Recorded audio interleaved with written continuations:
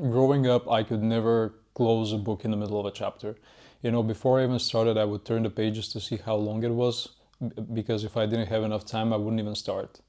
I've always been the see-it-through type, the completionist. In the rare cases where I had to leave something half done, it would just eat me up on the inside. If I was away from home, if I had to do chores, I just wouldn't stop thinking about this thing that I had left half done, like an unfinished chapter, an unfinished level in a game, an unfinished homework, whatever it is. Whenever I had left something half done, I just couldn't stop thinking about it. And when I started working as an engineer, I brought this same mindset into my work. I just couldn't end the day if I had like an unfinished feature or an unresolved bug. Couldn't sleep without thinking about it. I couldn't eat without thinking about it. Even if I go out with my wife for dinner, I would just still think about this bug or about this pipeline that was failing or whatever it was that I couldn't finish. There was this one time when I knew that like I couldn't finish my work on time on Friday, and I left my computer intentionally in the office so I wouldn't be tempted to work on it throughout the weekend, because I knew that if I had access to my laptop, I would just do it.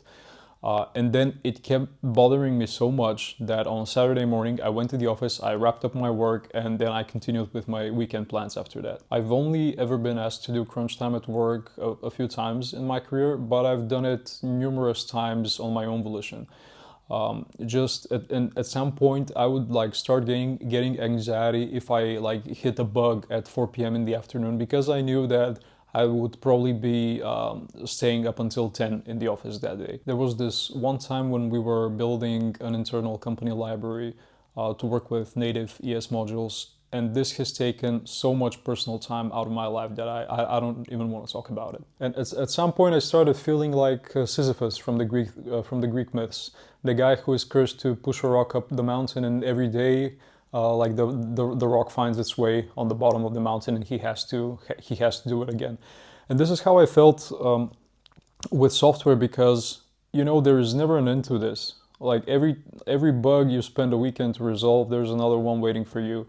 Every feature that I crunch to push out in time just so I can get that sense of accomplishment, you know, of doing my work, there's another feature that's waiting. Every time I crunch to finish my work, there is just more work on the other side. And in the next morning, you're just at the base of the mountain with the rock in your hands again. I've got examples for days. Like, you thought you fixed a bug. Well, turns out there's an edge case that you didn't think about.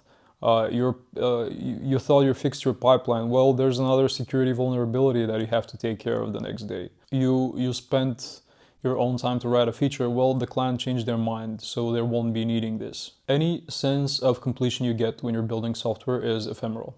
It's short-lived. And you can feel this with software design. Whenever you're like designing an abstraction, thinking about a function signature, thinking about the API design of a module or a React component, this will change the next time the business makes a pivot. And it's not like your work is obsolete, it becomes a burden. That abstraction that you spent so much time thinking about, it turns out that it's now wrong, and you have to invest technical debt time in order to resolve it and change it so it can accommodate the new logic. If you can't fit the new functionality that you need to write into the existing abstraction, you can either like rework the whole thing, or you can create a mess of conditional statements and leave it to someone in the future to rework it. But in both cases, you are once again at the base of the mountain with the rock in your hands, just like Sisyphus. What gives me peace is that this feeling of meaninglessness and this feeling of absurdity, that no matter what you do, you are going to keep doing the same thing again and again. It's not only contained in the software field. This is like the general human condition, and this explains like human life. It was the French philosopher Albert Camus who wrote about this in his book, The Myth of Sisyphus. And he explained that naturally we, as people, we look for order, we look for structure, we look for meaning. And the absurdity of the world is that there is no meaning, and life is a Sisyphean effort. It's you doing the same thing again and again, and every day you find yourself at the bottom of the mountain. He says that the absurd is born of this confrontation between the human need and the unreasonable silence of the world. He uses Sisyphus as a metaphor that we we strive to complete things. We strive, to get some satisfaction out of life. But every time we do this, this is short-lived. And naturally, when people see this, they can become discouraged. But Camus' philosophy and existentialist philosophy in general says that the meaning and the pleasure is in actually doing the work. And he has this beautiful quote in which he says, we need to imagine Sisyphus happy. And I believe this so strongly that I actually have it tattooed on my arm. Imagine Sisyphus happy. I find that same absurdity in software development and in my work. I find that same absurdity in software development and in my work. And the only cure for that is to find some meaning in the craft itself, to find some happiness in writing code every day, and finding some joy and satisfaction out of solving problems, knowing that these problems are going to create new problems that you're going to have to solve like the day after. Because if you're waiting for the end and if you're constantly, chasing the end result, you're going to be living in constant torment. Like, you're never going to be satisfied because there's always something new to do. You're never going to get that sense of completion that I got when I finished a book when I was younger. Of course, this is not limited to programming, and you can argue that everything we do is Sisyphean in a way. Our universe is headed towards entropy, things rot, they break. Leave your garden unattended for one summer and then it will look like a jungle the next time you see it. Every time you create something, there is an upkeep cost to be paid for it. But still, there's a difference between maintenance and constant Sisyphean work, because a house that was built 60 years ago, like, you're not going to change its fundamental structure. You're not gonna add a new floor. You're not gonna extend it and add like a second house next to it or something like this.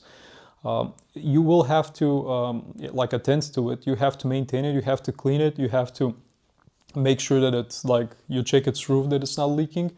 But you're not doing major structural changes to it constantly. And this is just not true about software. When you start and you build an initial application, it may look like a simple monolithic app that you deploy on a VPS. And 5 years down the line, there can be no memory of this app. It can be a whole distributed system that's running with load balancers and replica sets and everything like that. And this is constant effort to continue evolving this piece of software. For the outside world, for example, Facebook is Facebook, but Facebook's underlying architecture has changed dramatically over the years. Every craft has this loop, has this life cycle of improvement, but most of them have some definitive end. If you're a chef, whenever you create a dish and you organize the plate, you have to give it to the waiter so they can give it to the customer. Whenever, if you're a sculptor and you're creating some sculpture, at some point you chip off the last piece of rock and you say, this is done, you can put it on the town square. If you're a writer, writing is very similar to programming, but at some point you say, okay, I'm not gonna edit this anymore, give it to the publisher and you can start printing books.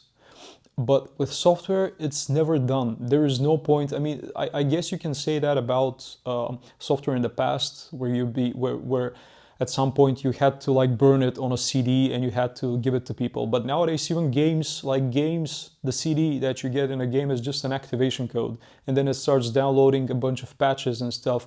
And there is constant updates, constant changes in that software. I have worked for startups that have pivoted so many times that we were just drowned in constant refactoring. Then I worked for a media corporation and I spent 2 years working on a content platform and a central API gateway. And my last ticket before I left was to actually remove the last bit of infrastructure for this same platform. That's just how it is, and it took me years to get used to it. That after every 2-week sprint, there's another sprint. After every bug, there's another bug. And after every infrastructural improvement, that seems like the last thing that you're gonna do, in this company, there's just another infrastructural improvement. And this is, you can also feel this with AI. I've spent the last decade figuring out how I write software, how I write code, how I develop applications. I have this workflow, this methodology that works for me.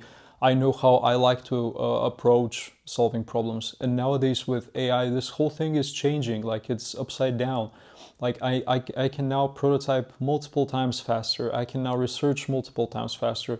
And this doesn't just speed up what I do, it changes it. And now I have to relearn, establish, and create new methodologies and new principles that I'm going to be following when I'm building software. In Albert Camus's book, The Plague, there is this writer who spends the entire book rewriting the first sentence of his novel. And sometimes, some days, I feel the same way. I feel caught in this endless loop of writes and rewrites and learning and relearning. And this can be difficult, especially if you're a completionist like me who gets satisfaction out of moving tickets to the done column. But I'm happy to say that I no longer am. And I found a way to get satisfaction out of just doing my craft and doing a good job every day. One must imagine Sisyphus building software. I hope you like this. This is an excerpt from a newsletter that I sent out. I write this newsletter called Fragments of Code. There's a link to it in the description. And if you enjoyed this, I think you're gonna like my other write-ups there. Thank you.